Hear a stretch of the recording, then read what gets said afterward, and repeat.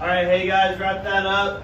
We're gonna do an activity at the end, so you may have a couple more minutes to get this done if you weren't able to finish it up. Get those Chromebooks, computers away for me. We get going.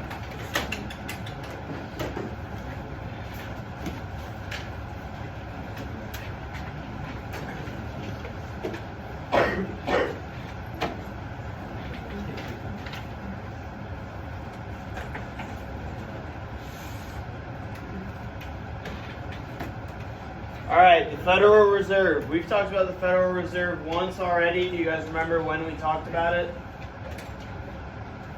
Monday. In what context?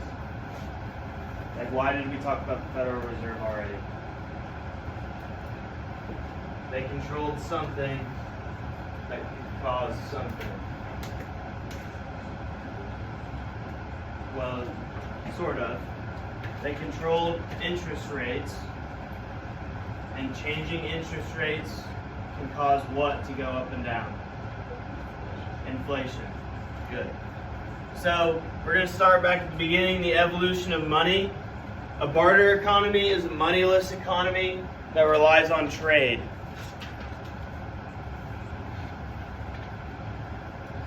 Somebody want to give me an example of like a transaction that might happen in a barter economy?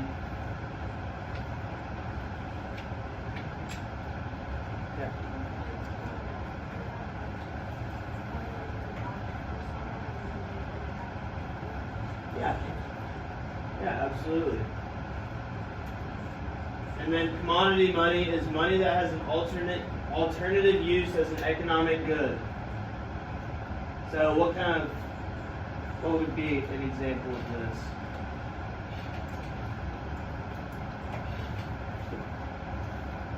Way back when people were hunters and gatherers, you think they used stuff like corn as money?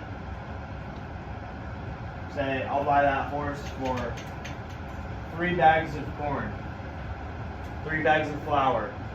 That's what that is. They're essentially using stuff that's an economic good, but they're using it as currency.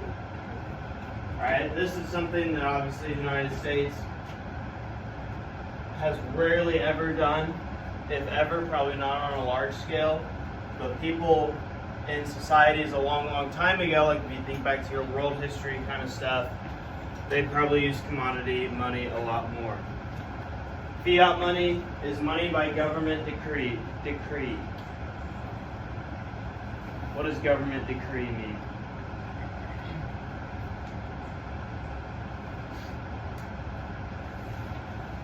Yeah. The government says this is the kind of money we're going to use. Metal coins. This would also include like paper money, just any kind of money that's standardized or given to you or demanded to be used by the government.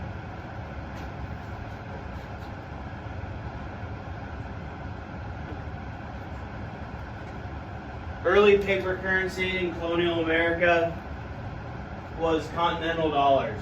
Okay, they sort of look like this up here. They changed a little bit. And then specie is money in the form of silver, coins, and gold. So I don't know if you guys know this, but they actually just discovered a shipwreck off the coast of Colombia. You guys heard about that? It was in San Jose. They're saying it has $20 billion worth of gold and silver coins. Because back in the Spanish Empire, that's what they used as currency. Right? So, they used silver and gold coins. We used continental dollars, which were pieces of paper. A lot of different places throughout, not just U.S. history, but world history, have used a lot of different kinds of things as currency. So, who knows what the triangular trade is? Do you guys remember that? No bueno. Yeah. So that is sort of what spread these gold and silver coins all throughout the world. So when you find Spanish gold and silver coins off of Colombia, like they just did, it's not always slave trading type stuff, but it's that Europe to South America to North America to Europe, that triangle of trade. That's how this stuff got spread all over the place. So after the Revolutionary War, there were privately issued banknotes like we just saw, but these easily became inflated. Why do you guys think that is?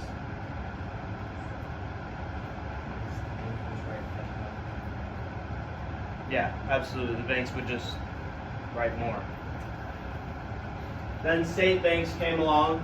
This is a bank that received its opening charter from a state government. So don't overthink that. These were banks that were run by the states that they were in. What was the biggest difference in the relationship between states and the federal government before and after the Civil War? Taking you guys back to U.S. history a little bit. Who had more power before the Civil War, states or the national government? States. Who had more power after? National government. You're going to see a correlation in how banking worked in America with that. So after the American Revolution, we had our 13 colonies and growing. Each one essentially had its own bank, its own currency. You guys see any problems that might arise with that?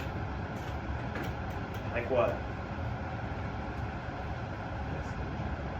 Yeah, state travel.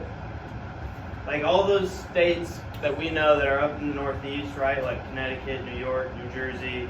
Have any of you guys ever driven up there before? They're really not that far from each other. And granted, they didn't have automobiles back then, but they're still really not all that far from each other. And if you go somewhere else, especially to trade, if you have a good that you take into a different state to sell, if you're from Indiana and you're growing corn and you're taking it to places east to sell and they're buying it with money that's not from your state, how much good is that going to do? Not very much. So each state had their own money, their own bills, their own coins, but each one was different for each state. They only had enough that their reserves could hold. Why was this possibly problematic?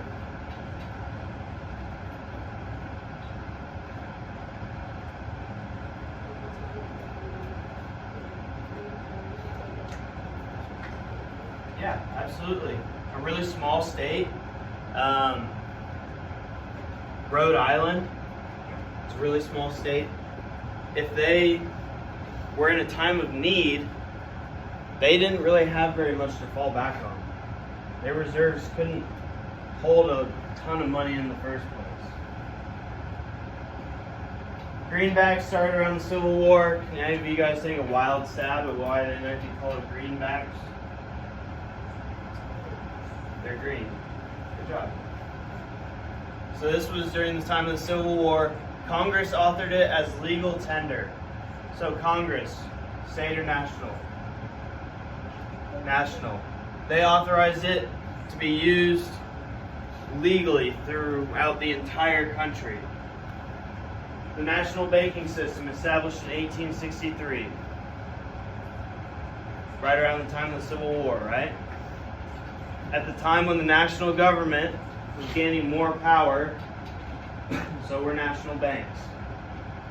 And as we'll see, this was actually a really good thing. It increased trade between states. It increased connection between states. People traveled more. People weren't just trading with the people around them because they couldn't go somewhere else because they didn't use their same currency. This helped with a lot of things. This was a privately owned bank that received its opening charter from the federal government. So an opening charter for a bank is essentially a piece of paper that says you can be a bank. And we're backing you in that. So the banks before were receiving these from their state. Their main boss was their state. Now, their main boss is the federal government. This created a national currency for the first time. When did we sign the Declaration of Independence?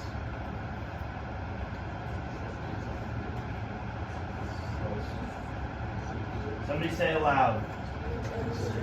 1776. 1863. That's almost 100 years before we had a national currency.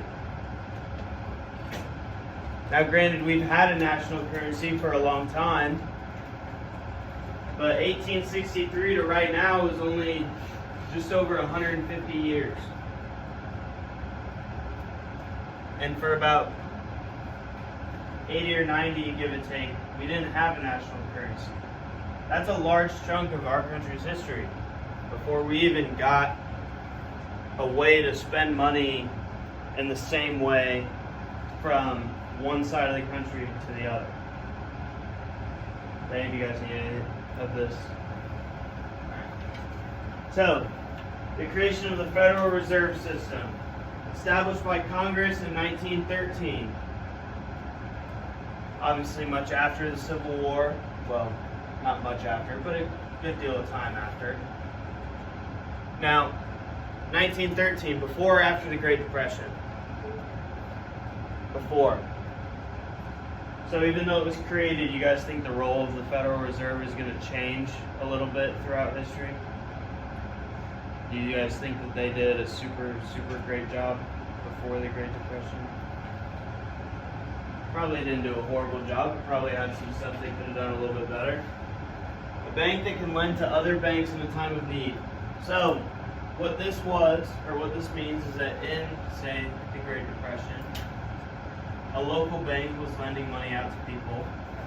They called that money back in and people couldn't pay. That bank went down. I'll use It's a Wonderful Life again as an example. If you guys haven't seen that movie, the main character, his bank is in trouble of going under. He's going to lose his job. The point of the Federal Reserve is that if that were to happen today, that bank would have a way to be bailed out if the people that they're lending money to couldn't pay. So the privately owned, publicly controlled central bank of the United States.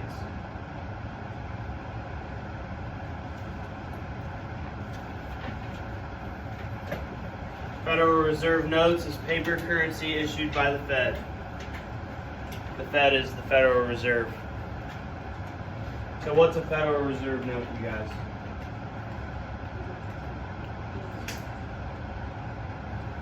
Currency that we use, right? Dollar bill, $5 bill, quarters, dimes, pennies, all of it. Although I guess technically reserve notes would be just a paper currency, so dollar bills. That stuff is designed. Do you guys see how intricate they are? Like, if you wanted to copy one, you really couldn't very well. They're so intricate in their design. That is all designed here. It's controlled here. If they change it, that's done through here, and probably a little bit of Congress if they're changing the person that's on it. But you guys have. So private ownership, member banks. These are commercial banks that are members and hold shares in the stock of the Fed. So your guys' local banks. Chase Bank,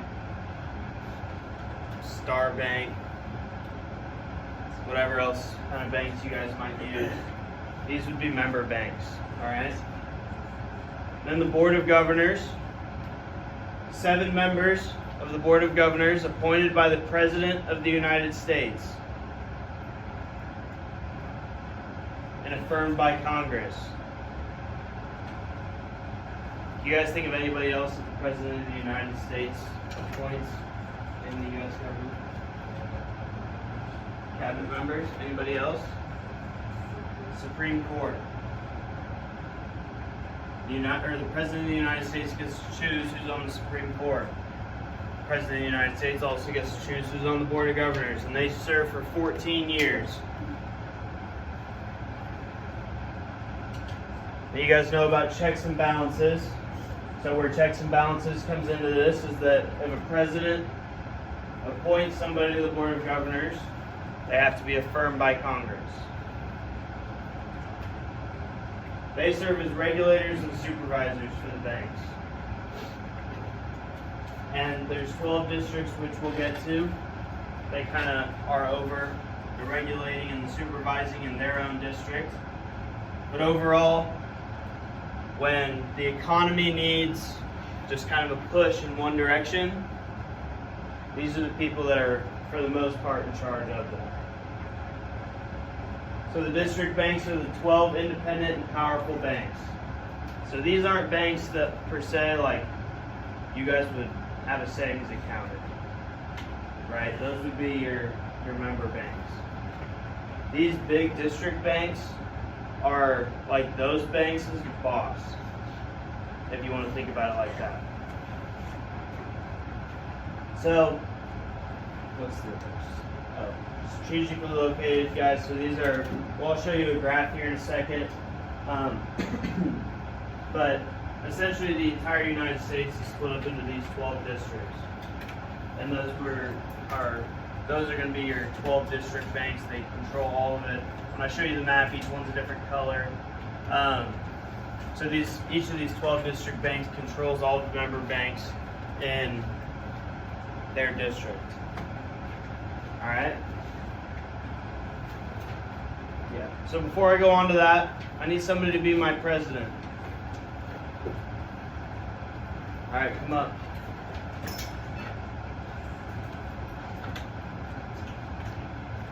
All right, you get to choose your board of governors.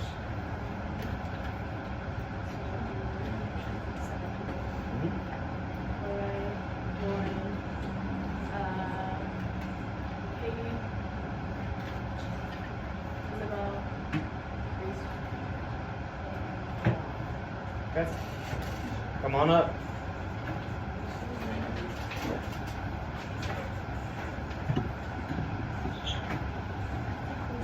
All right, and all you guys stand in front of her. All right, how many people we got left?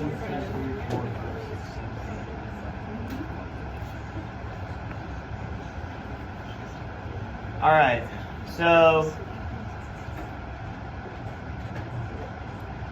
I won't have 12 of you guys come up here. Let's just do 1, 2, 3, 4, 5, 6. You guys come up. Each of you guys is going to essentially represent 2 districts. Alright? The rest of you guys are member banks. We're not going to do any kind of crazy activity with this, but I just want you guys to see. So you guys are the member banks. Who do you guys answer to? Which group? Directly. Them, right? And who do they answer to?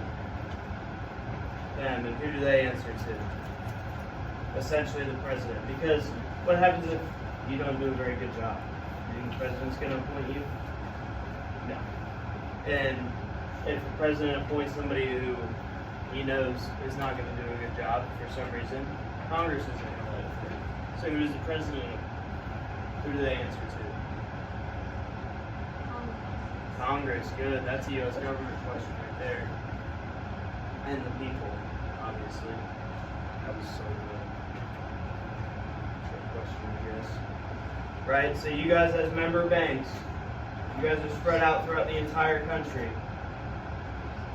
Each one of you guys would be in its own district, which we'll get to in a second.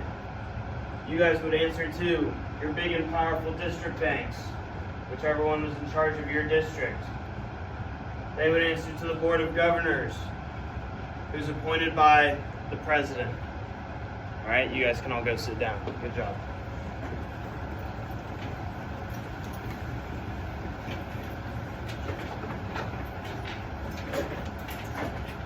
All right, so these are our geographic boundaries for the Federal Reserve districts.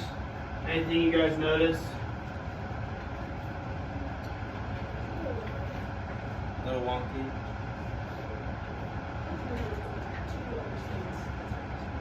Yeah. Yeah, I mean, District 12, you guys, has 1, 2, 3, 4, 5, 6, 7. 7 states in District 12, including all of California. And District 2 has 1. 2. Not sure which.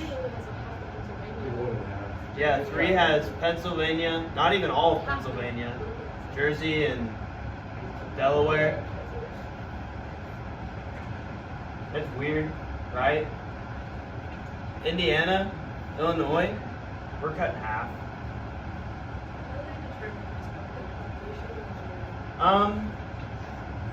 Did you want to answer that? Oh. This, honestly, I'm not entirely sure how they determine it. I just know that. No, it's not really. It's not like voting districts or anything like that. I think it's. Is it voting districts? No, it's kind of population, but also based off of like populous cities. So New York City is the main economic hub in the United States. So they have kind of one district that kind of operates within there. For District 12, you have Los Angeles and kind of Las Vegas, but they're big cities, but not really like economic hubs. Like you have big cities in Oregon and Washington, but it's a little bit different. That's why 9 is so large too. So there's not really a lot of cities in there. For 7, you have Chicago and then a bunch of based off of that, like bigger populated cities. Yeah, which would make sense. Pennsylvania, right? What city's on this side of Pennsylvania? For my geography people. Philadelphia. Which city's on this side of Pennsylvania? Pittsburgh. I don't know if you guys knew that those were both in the state of Pennsylvania. I always, to be completely honest with you guys, I always kind of forget that Philadelphia is in Pennsylvania. I just kind of think Philadelphia, like, I just don't think of that as being in Pennsylvania for some reason. But that's over here, right next to New Jersey. Probably part of why Pennsylvania is split in half. You got Ohio, Kentucky split in half. If you guys were from Evansville, you'd be in District 8. But where we are, we're in District 7. So each one of these districts has one of those 12 main district banks that they control the economic activity for the most part within their own district. Alright, and then who's above those district banks? Board of Governors. And who appoints the Board of Governors? The President. Good. So here's that. So you got your Board of Governors right here. You have your advisory councils, your federal, your consumer, thrift, institution advisory council. Those are essentially like committees, if you want to think about in Congress. They specialize in a certain thing. Or the cabinet for the president. You've got different people that help the president with certain stuff. That's essentially what they are for the Board of Governors. And then you've got the Federal Open Market Committee, which is the 7 Board of Governors, the 5 presidents, or the 5 of the presidents of district banks. And what they do is they decide monetary policy. So what do you guys think monetary policy is? Yeah. How to spend money, where to spend money, what to do with money, that sort of thing. And then you've got your 12 district banks down here. And then you've got your member banks down here. Alright? So, you guys should have about 20-25 minutes, I believe. With that blank sheet of paper, I want you guys to use color. I know that's super exciting and that it's so much better when you guys use color. So I want you guys to use color. There's colored pencils in the back. Mr. Ashton said there was crayons somewhere, but There's somewhere down there. oh, I see. Crayons. If you guys say anything other than crayon, you're weird. If you say crown, you're weird. How about crayon? Crayon? What is the phonetic way? Crayon. Now, if you say it differently than me, you're weird. Alright, so this diagram, I essentially want you guys to draw out this diagram on your sheet of paper. The structure of the Federal Reserve in descending order. Do you guys know what descending order means? Right, so who's at the top? President. Good. Start there. And then draw a small picture and then I want you to write a small description for each step of that you guys draw and write out. Alright? And then at the end of the day, or at the end of class, I'll have you guys turn them into the tray. If you guys need any help, there's blank pieces of paper back there, drawing utensils back there. You guys can knock yourselves out. Yesterday's assignment, the unemployment activity, you do not have I want you guys to use colors. I think it's